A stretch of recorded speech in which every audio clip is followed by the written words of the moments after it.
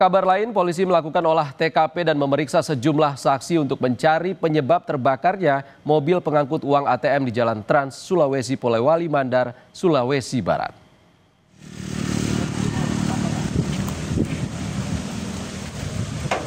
Akibat kebakaran mobil pengangkut uang milik Bank BUMN Rabu kemarin, uang lebih dari 4 miliar rupiah hangus terbakar. Untuk mengusut peristiwa ini, Satreskrim Polres Polewali Mandar memeriksa sopir dan seorang polisi yang bertugas mengawal pengiriman uang.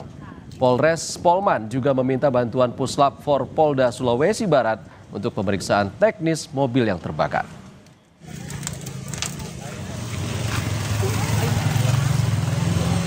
Lakukan oleh TKP, kemudian kami melakukan permintaan keterangan terhadap saksi-saksi. Kemudian yang sopir atau driver yang membawa mobil tersebut. Untuk sementara kami meminta bantuan teknis dari lapor Polda Sulsel untuk melakukan pemeriksaan terhadap kondisi mobil tersebut untuk mengetahui sumber api dan penyebab.